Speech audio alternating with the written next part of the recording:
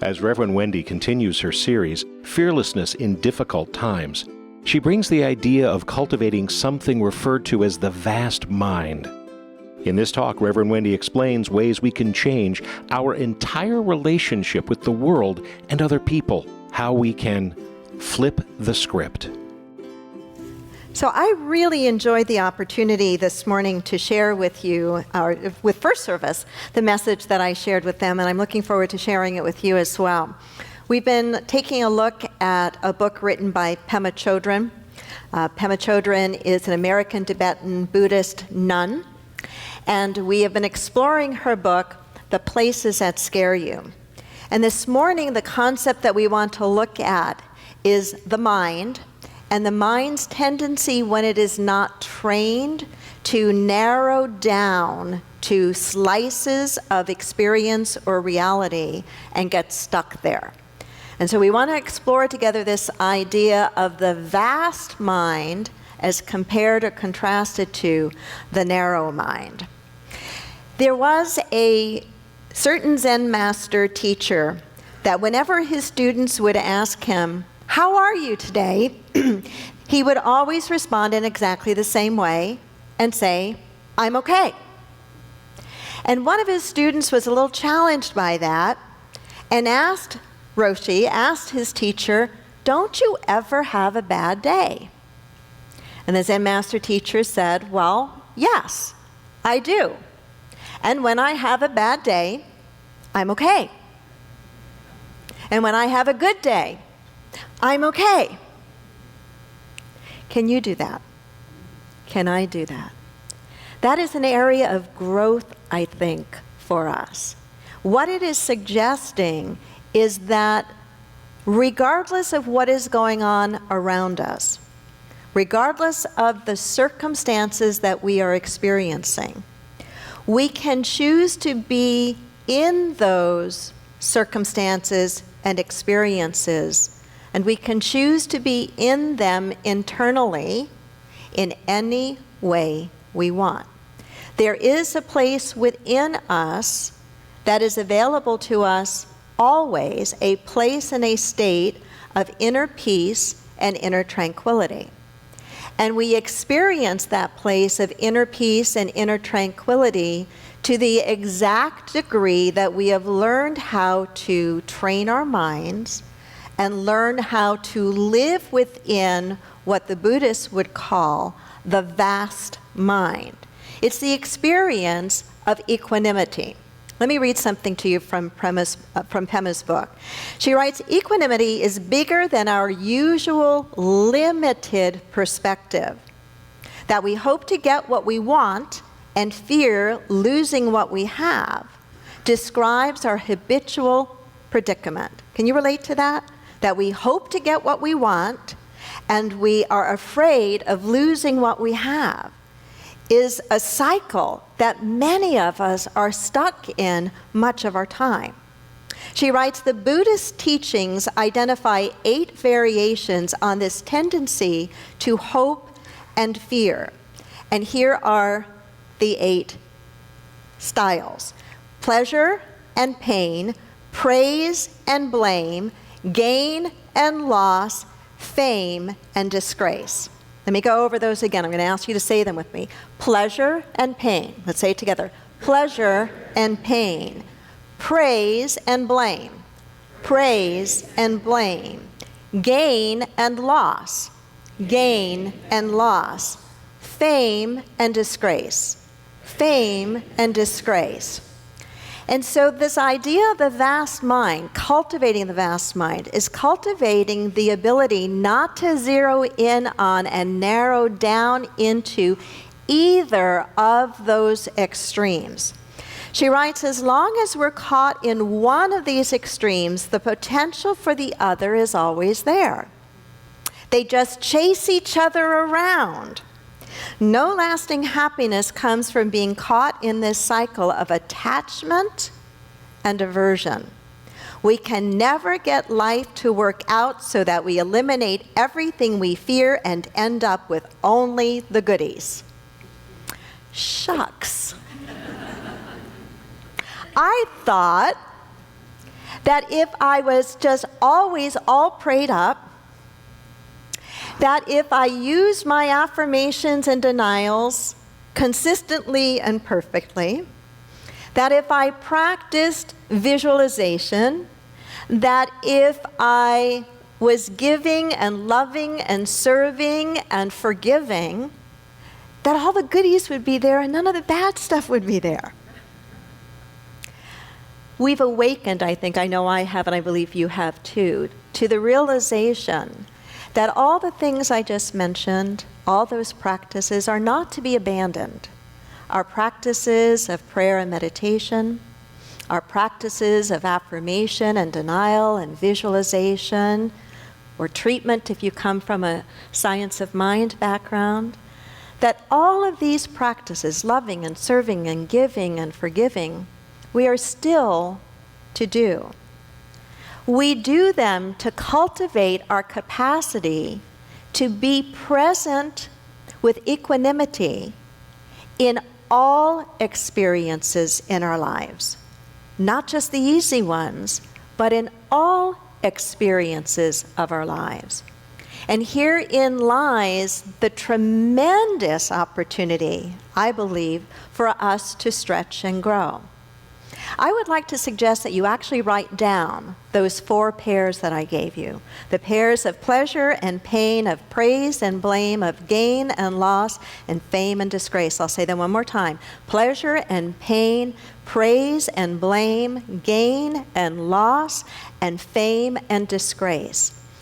They can be very helpful words to pay attention to as you're going throughout your normal life, whatever that is, to begin to notice where you are in that spectrum, and if you're stuck at either extreme, to simply pay attention. And that's going to be one of the points that we talk about here in a moment. Cultivating the vast mind that doesn't narrow. Cultivating the vast mind that doesn't narrow. Say that with me. Cultivating the vast mind that doesn't narrow. Amit Ray wrote, "Small mind competes, big mind collaborates, and great mind encompasses." Small mind competes, big mind collaborates, great mind encompasses. The writer Lucy Draper Clark wrote in her blog, "The small mind is either grasping for what it thinks would make it happier or rejecting what it currently is experiencing." Can any of you relate to that at all? I know I can. The small mind is either grasping for what it thinks would make it happier or rejecting what it currently is experiencing. When I'm enjoying a moment of relaxation, this small mind of mine starts chirping away that I should be doing something more useful. When I'm feeling dispirited or depressed, my small mind catastrophizes, telling me that these feelings may never end. It is tricksy and troublesome, yet it seems to be my default mode when I'm not conscious or aspiring to something more wholesome. The vast mind, cultivating the vast mind that doesn't narrow. How do we do it? 3 ideas from her book. The first is to cultivate the vast mind. We practice catching ourselves when we feel that we are clinging or grasping or attaching to something, or the opposite experience of resisting or avoiding, or the feeling of aversion. We catch ourselves. It is such a simple idea, and yet so really fundamentally important, that the beginning piece of any change that we want to make in our lives is awareness. I've got to be aware of what I'm currently doing in order to be able to do something different, to do something better. So I have to catch myself in the very act. So I pay attention. Am I stuck in the experience of pain and telling myself and building a story around pain? Am I building a story around pleasure? Am I stuck in the experience of blame? Or am I addicted to praise? What's going on? Where am I feeling narrowing down and fixating? And to the degree that I am willing to really pay attention, to the degree that I'm willing to be honest with myself and notice where I am, to that degree then I can make a different, deliberate, and conscious choice. And the way that whole cycle usually works is we first get the idea, we first get the information, such as the information I'm sharing with you now, to pay attention to those four pairs: pleasure and pain and praise and blame and gain and loss and fame and disgrace, to pay attention to those. But then what usually happens is we've got the information, and then all of a sudden we are stuck in one of those places, and we're in that place for a little while, and then the light bulb doesn't go off for a bit, and then we go, darn, I was right there. I needed to make a different choice. My prayer is that when you catch yourself after the fact, that you don't beat yourself up for it. I've spent a lot of time beating myself up for stuff. Have you? I bet you have too. To not beat yourself up for the fact that, oh, I missed it, but instead to flip that and say, I missed it, but I caught that I missed it. Because if we are gentle yet persistent with ourselves, in that kind of paying attention, we will find over time, and not a whole lot of time really, that the time span between when we do the thing we're trying to not do anymore begins to get shorter and shorter and shorter, till it feels as if we're just about catching ourselves at the moment we're about to do it, and we go, I'm here, I can choose differently. Is this making sense? Very, very important piece. Pema writes, to cultivate equanimity, we practice catching ourselves when we feel attachment or aversion before it hardens into grasping or negativity. We catch ourselves before it hardens into grasping or negativity. So the first point is to cultivate the vast mind. We have to be paying attention and catch ourselves when we notice that we're in any extreme place. When we're in an extreme place, we are narrowing down, and we are not experiencing the vast mind. The second is we open the door to all. We open the door to all. When I think about that, I think about our teacher and way shower, Jesus the Christ. He opened the door, his space, if you will, his life, his message, his availability to all. He was, as we would say in today's vernacular, completely inclusive.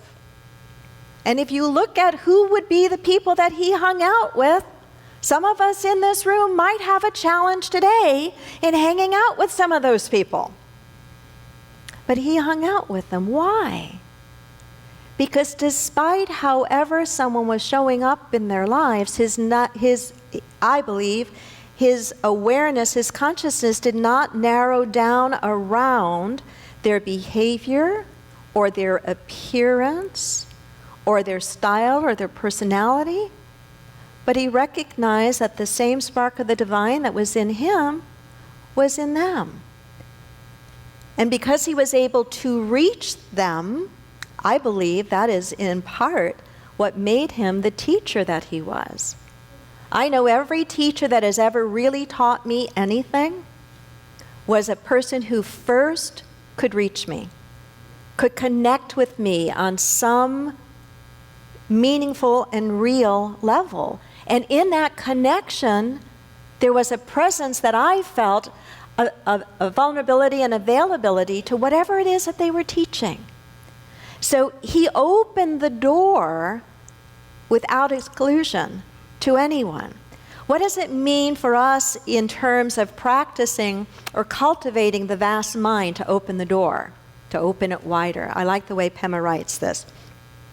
She writes, training in equanimity is learning to open the door to all, welcoming all beings, inviting life to come visit. Of course, as certain guests arrive, we may feel some fear and aversion. We allow ourselves to open the door just a crack if that's all we can presently do. That's really an important point she makes here. We allow ourselves to open the door just a crack if that's all we can presently do. I think about our neighbors across the parking lot, our Muslim friends. I think about the message I gave a number of weeks ago. What an opportunity we have, not just with our neighbors, but to really extend ourselves in understanding and support, and to go out of our way to try to make connections with every Muslim person that we see.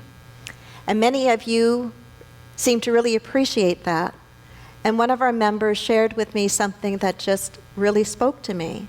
She shared, and I've told you this, she said how hard that was for her, because she looks at a Muslim person with disdain.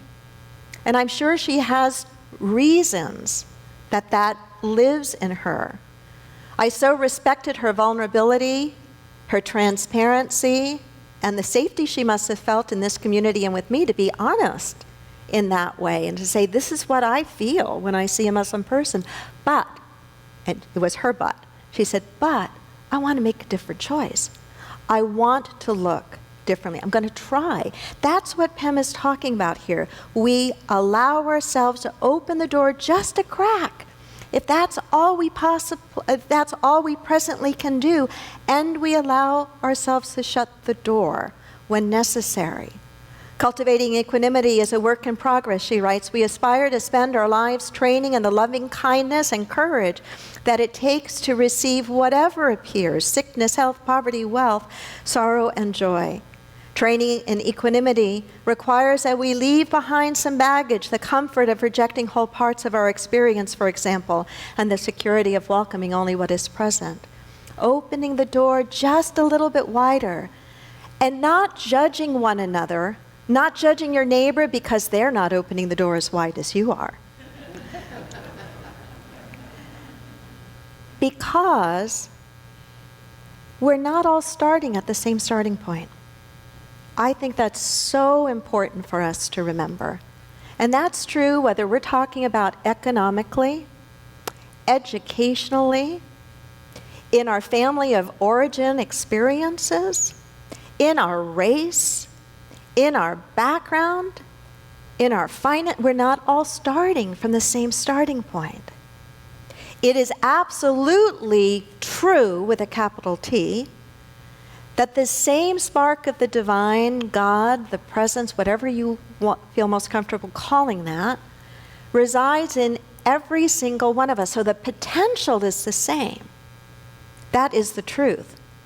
The facts are we're not all starting at the same starting point.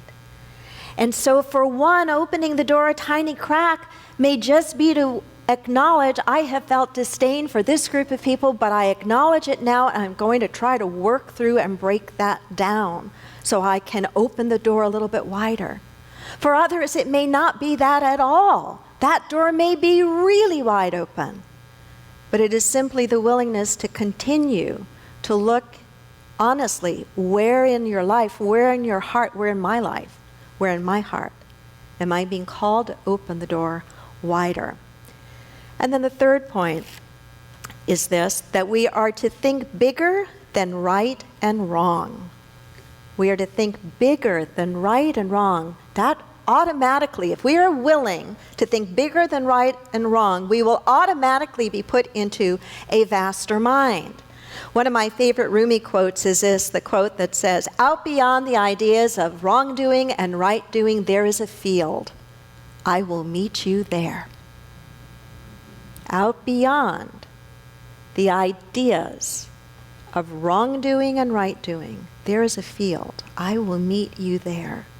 Can you imagine if that was the practice we had in our country today around all of the issues that are dividing us in such a deep way? We are so stuck in the right and the wrong and the blaming and the pointing of fingers. And as long as we stay stuck there, we'll never meet beyond ideas of right and wrong into the vast field where we can meet with some respect and openness and practiced listening to try to find some true resolutions.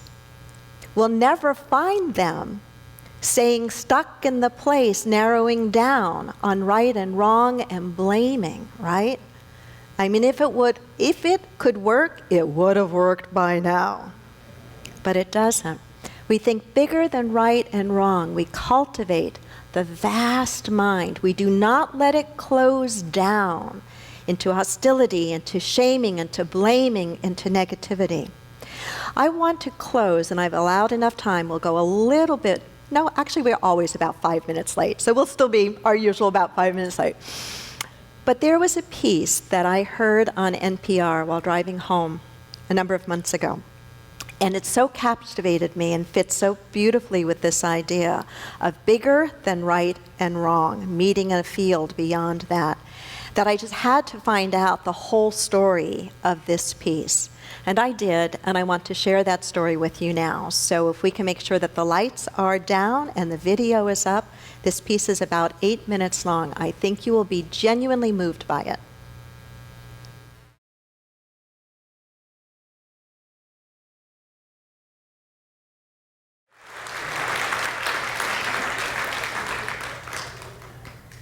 Did you feel any stretching of your mind in just watching that and wondering if they had narrowed down in the way that most might have? How would that whole thing have unfolded? More than likely, very, very differently. Am I suggesting that that's where we start? No, I am suggesting, though, that our own willingness to look at where do we shut the door, our own willingness to look at where do we narrow down prejudices and right and in wrong, that we're willing to look at that and willing to cultivate how we can begin to expand our minds, expand our hearts, and listen, I believe, to a higher calling that is there if we would be but paying attention. Namaste. Thanks for listening. Sunday services at 9 and 11 a.m. Inclusivity. It's worth the drive. Subscribe to our podcasts and download our free app for instant access to a wealth of spiritual teachings, services, and events.